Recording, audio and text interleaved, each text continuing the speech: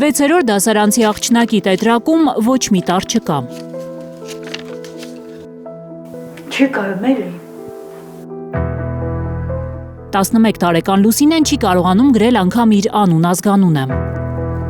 Լոռիի գյուղերից մեկի դպրոցում նրան ամեն տարի փոխադրում են հաջորդ դասարան,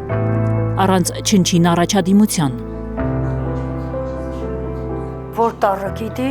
գրամա, որն էլ չէ, չի կարամ։ Սովորելու հետ գլուխ չունի, դստերանտ առաջանաչությունը այդպես է բացատրում Մարիետան։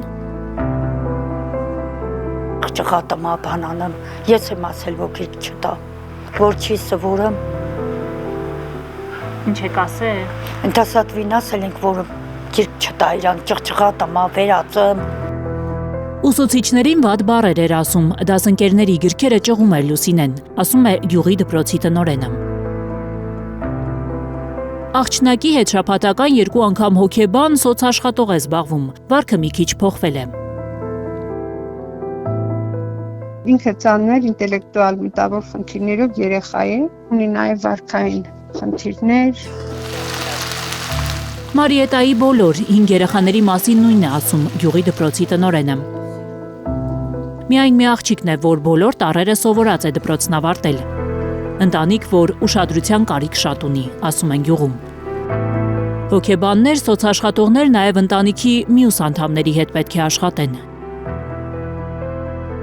Ծեծում է, մաման ծեծում է իրանց, բայց հիմա այս վերջերը ոնց որ չեմ նկատել, բայց ծեծում է։ Բայց այնպես չի, որ իր ուղեղն էլա նորմալ դրա համար ինչ որ բան հասկանալով է անում։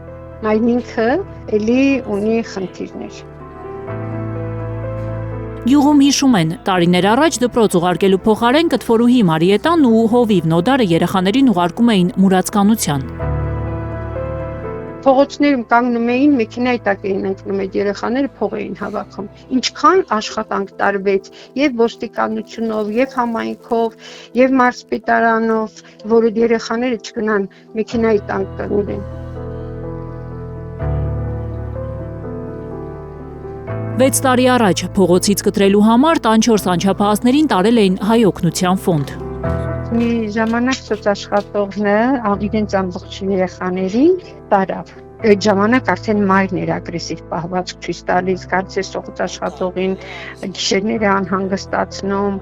Մի խոսքով շատ վատ վիճակում էր, մայրն էլ առանց երեխաների, ասում էր չեմ կարողանում մնամ, բայց խնամք չունեն այդ երեխաները։ Ինչից են հասկացել, որ գրեթե 1 տարի հետո մայրը պատրաստ է եղել խնամել իր երեխաներին։ Գյուղ են բերել Մարիետայի 3 աղջիկներին ու որդուն։ 2 սենյակում է ապրում 8 հոգանոց ընտանիքը։ Մարիետայի աղջկա Լյուդմիլայի ամուսինը տնփեսա է եկել։ Դեկտեմբերին մի նոր մահճակալի համար տեղ պետք է գտնեն, կծնվի նրանց աղջնակը։ Մի քանի բան առել եմ, մնում է մի քիչ։ Հետո ծմերվա ընթացքում կառնում։ Տենց որ մեծանա,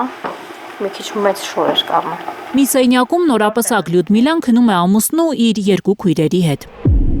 Այդ նույն սենյակում հաց են ուտում, լողանում են։ Դաշտի մեջն ենք դնում, լողացնում։ Պեշկի վրա ջուր ենք դնում, լողացնում։ Դժվար է էլի, ոնց տենք անի, ոնց տենք պահի, մի կերպ ապրեմ ենք էլի։ Շոր են տալիս, հագնելու փոխարեն այրում են, նեղվում են գյուղում։ Գյուղապետարանը լվացքի մեքենա, սառնարան, խոզ, կով է տվել Մարիետայի ընտանիքին, բայց ուրիշ օգնության կարիք ունի նրանց ընտանիքը։ Երբ մութն ընկնում է, հոտը գյուղ է իջեցնում հովիվ Նոդարը, որդու հետ, ընտանիքը հավաքվում է։ Հաջորդ առավոտ Լուսինեի աչքերից դպրոցում հասկանում են, ինչ է եղել տանը։ Գայանե Մովսիսյան, Աշոտ Մնոյան, Անի Ղանդիլյան, Հայլուր։